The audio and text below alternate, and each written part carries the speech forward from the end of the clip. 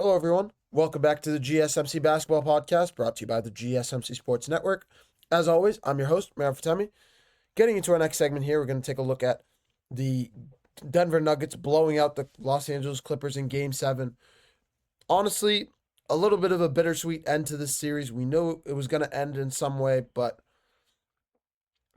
props to the Denver Nuggets. We're going to discuss the keys to their win, how they pulled it off, a major factor in this series that has been pulling for them all series long, has been a deciding factor, and continued to show itself in this game. I've talked about it on the show. And then we're also going to take a look at the Clippers, how this affects Kawhi Leonard, how this affects James Harden, as well as some of the other players as well for this team. Because this was an unfortunate outcome to what was honestly, I seriously mean it when I say this was the best series of the first round by far. It was an unbelievable series, and it's just unfortunate to see it end because nobody wanted this series to end. But before I move any further, I'd like to remind you guys to please like and follow the show for more GSMC Sports Network content. Also, we get a number of questions from viewers that come in during the show. So to ensure that your question gets read on air, I ask that you use the tips and donations link at gsmcpodcast.net. This puts your questions at the top of the list so that I see it, and it also really helps out the show. Again, the link is gsmcpodcast.net for all your questions and comments. And I've said it before. You guys are a big part of what we do here. Please let us know what you guys want to hear more of. If you guys have any questions while I'm talking, please do not shy away from going to the chat and just let us know, because it makes this show a little bit more interactive, and yeah, you guys get your takes heard as well. So anything is great. Everything and anything is greatly appreciated as always. But getting right back into the show here, we had 2 Game 7s. We covered one of them last night. Another one of them happened on Saturday night. But this was unfortunately not what we expected it to be. I thought we were in for a instant classic of a Game 7. A Game 7 to recap what was an unbelievable series, start to finish, top down. And I wouldn't say that it wasn't an unbelievable series. It absolutely was. But it absolutely also was, unfortunately, just not the finish that we expected. The Denver Nuggets taking out the Los Angeles Clippers 120-101.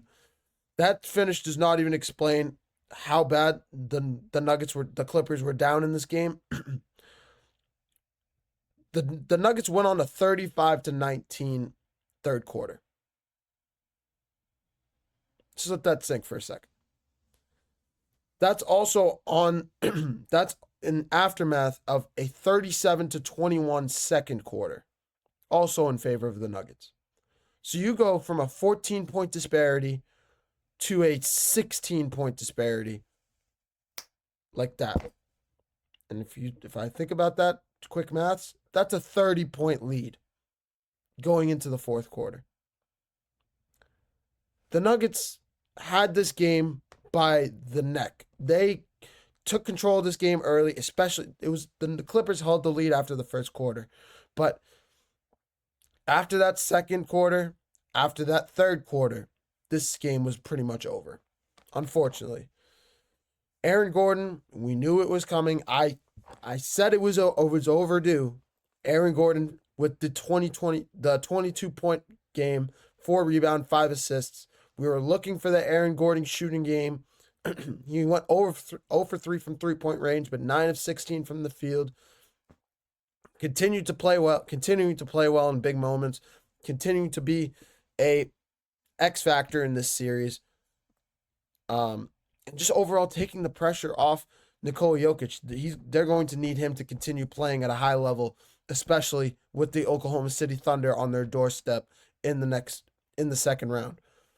Also, another player that has been getting a lot of heat in this series, and honestly a lot of heat over these last few years or so, as a player that's kind of been falling off a cliff, has not been playing at the same level. This year has had multiple, what do I want to call this?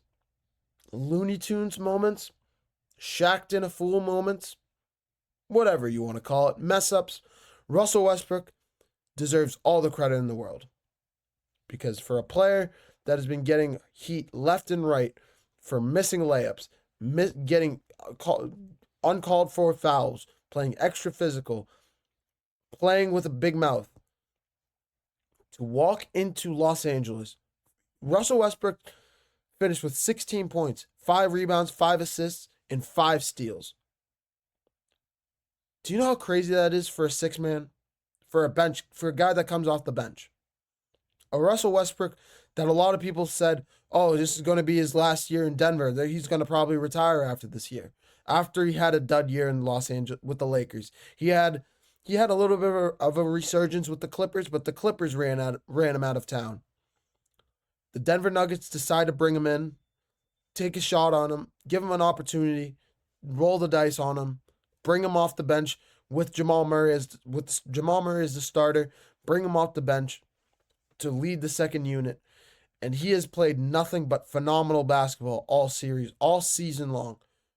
In this series, honestly, not even for whatever reason, because when you have Jokić and Jamal Murray on the floor at the same time, it's borderline impossible to guard.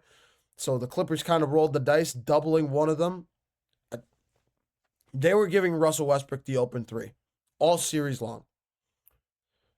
In Game 5, he went off for 16 points in the first half, finished with 21. Game 6, he had a little bit of a quieter game. Game 7, he continued to show out. 5 of 9 from the field. 2 for 4 from three-point range. Efficient shooting night, 50% from the field. 4 of 6 from the free throw line. Just a phenomenal... For a guy that has gotten so much heat all season long. To play the way he has been just nothing short of phenomenal. As an NBA fan that has watched him play for years, since his time with the Oklahoma City Thunder, since his time with the Houston Rockets. I remember his days with the Lakers. The Lakers ran him out of town. The Clippers, he had a little bit of a resurgence. But to go up against his former team, to take out his former team in the first round, to prove his worth with the Denver Nuggets, to prove why he deserves a role with Dave Adelman's team. There was I'm going to touch on this quickly. There was a little bit of noise that Mike Malone could have been fired because he got a little bit too close, quote unquote, with Russell Westbrook, giving him too many opportunities, giving him too many second chances. People say that was a big reason why Mike Malone was fired. And for Russell Westbrook to turn around and to play like this, not only prove that Mike Malone was right to give him an opportunity to roll the dice on him, but now to prove that he deserves a spot in David Adelman's lineup, starting lineup. Or not starting lineup, but in his rotations. Russell Westbrook is making an impact for this Nuggets team, and if they win the NBA championship, he will have his fingerprints on this team, and he will be a major reason why this team went so far. Because for a team that has been called out for not having a whole lot of depth outside of their starting lineup, outside of their big three, with Jokić, Jamal Murray, Michael Porter Jr., if you want to throw Aaron Gordon in there, Christian Braun's been stepping up, but outside of those guys, yeah, you hear Russell Westbrook's too old. You hear Jalen Pickett is the next starting 6-man of the year, should get more minutes from Russell Westbrook. Phenomenal game from Russell Westbrook. Phenomenal series, and I hope we're looking forward to him. Looking forward to him playing much better as the second round quickly approaches. If we want to switch gears over to the other side really quick, this hurts. This really does hurt. Because the Clippers, for Kawhi Leonard, who has heard noise left and right, for James Harden, who has heard noise left and right, who's gotten torn up by the media, saying that he's not good, saying that he shouldn't be in the starting lineup anymore, saying that people calling him out to retire, people calling Kawhi Leonard out to retire, bringing Ty Lue in this offseason, saying that bringing him in to be the next big coach for this team, to pool all their resources together, and to have a Game 7 the way they had. James Harden will not be remembered for his Game 1 performance. James Harden will not be remembered for his 28-point Game 6 performance. James Harden will not be remembered this season for how great of a season he had this year. James Harden is one of the best. James Harden should have been in the running for comeback player of the year. This is the best James Harden we've seen since the days of 2019 when he was playing with the Houston Rockets. And I stand by that. Seriously. They're not going to remember him for his performances. They will not remember him for Game 6 or any of those other performances that I mentioned. They will remember him as the player that choked in Game 7 against the Boston Celtics with 9 points in a Game 7, blowing a 3-2 lead with the Philadelphia 76ers. They will remember him for his days in Houston when they blew not one, but 2 Game 7s against one of them which with Chris Paul on the team, when they blew a Game 7 against Kevin Durant and the Golden State Warriors back in the day, the super team Golden State Warriors, where he only had 10 points in that Game 7. And then last night, or 2 nights ago, finishing with 7 points and 13 assists. Okay, cool. You became more of a facilitator.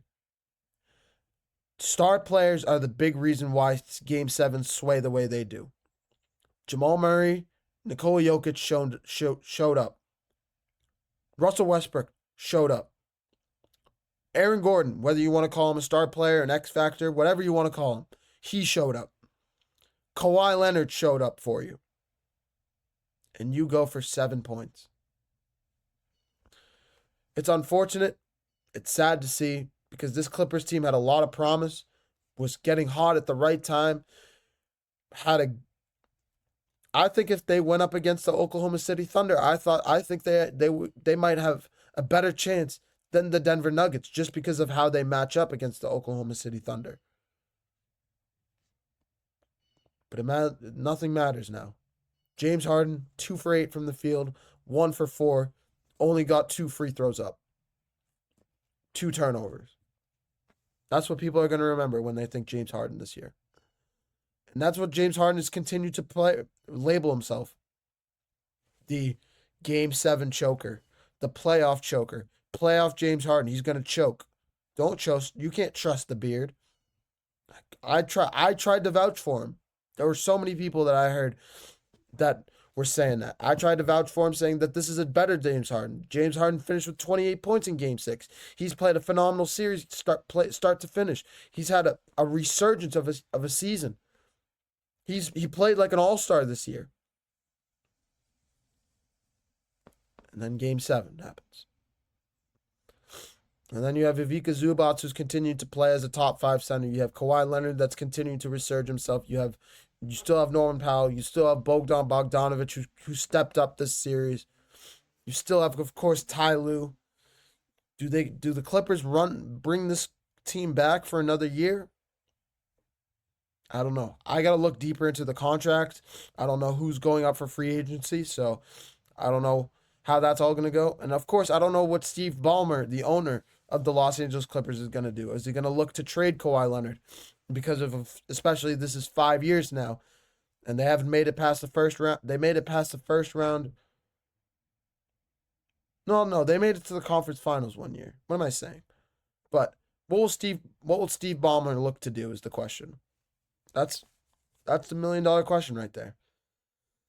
But yeah, the Nuggets finishing out this series, they will go up against the Oklahoma City Thunder in the second round. And I'll have a little bit of a preview for that series later on in the show as Game 1 of that series kicks off later tonight. But I'm going to take another short break. Coming up next, we're going to take a look at the Indiana Pacers and Cleveland Cavaliers. They had Game 1 of their series, Game 1 of the second round kicking off last night between the Pacers and Cleveland Cavaliers. And we'll discuss the keys to that game, how the Pacers stole Game 1 in Cleveland. You're watching the GSMC Basketball Podcast, brought to you by the GSMC Sports Network. Don't go anywhere.